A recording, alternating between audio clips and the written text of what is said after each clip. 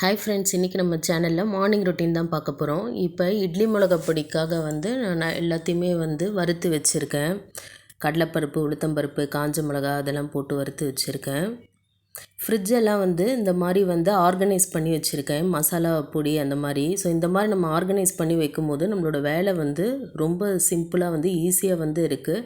டக்கு டக்குன்னு காலையில் எல்லா வேலையுமே முடிக்க ரொம்ப வசதியாக இருக்குது. எல்லா பொடிகளும் இந்த மாதிரி அரேஞ்ச் பண்ணி ஒரு கிளாஸ் பாட்டிலில் வச்சுருக்கேன். கிளாஸில் வைக்கும்போது இந்த பொடி அப்படியே ரீட்டைன் ஆகும். ஸோ எந்த வித எதுவும் கெட்டு போகாமல் நல்லாயிருக்கும். ஸோ இந்த மாதிரி ஆர்கனைஸ் பண்ணிட்டா ஈஸியாக இருக்கும். இப்போ நான் இட்லி பொடி வறுத்து வச்சுட்டேன்.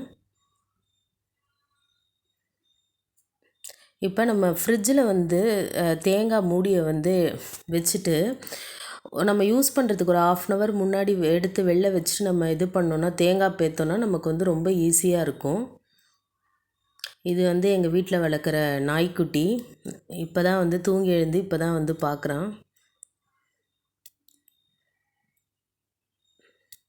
இப்போ அந்த தேங்காய் மூடியை நம்ம இது பண்ணி வச்சிட்டோன்னா நமக்கு ஈஸியாக பேத்து எடுத்துடலாம். ஃப்ரிட்ஜிலேருந்து ஒரு 1/2 hour கழித்து எடுத்து வச்சுட்டு நம்ம அதை எடுத்தோன்னா ஈஸியாக வந்துடும்.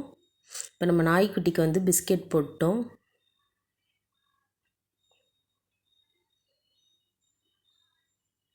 இப்போ மார்னிங் பிரேக்ஃபாஸ்ட்டுக்கு இந்த குழிப்பணியாரக்கல்ல குட்டி குட்டியாக தோசை மாவு விட்டு குட்டி தோசை மாதிரி வாத்தாச்சு. இந்த மாதிரி தோசை வாக்கும்போது இதனோட டேஸ்ட் நல்லா இருக்கும். சாதா தோசையோட இது ரொம்ப டேஸ்ட்டாக இருக்கும். வெளியில் அவுட்டர் லேயர் நல்லா கிறிஸ்பாகவும் உள்ளே சாஃப்டாகவும் இருக்கும்.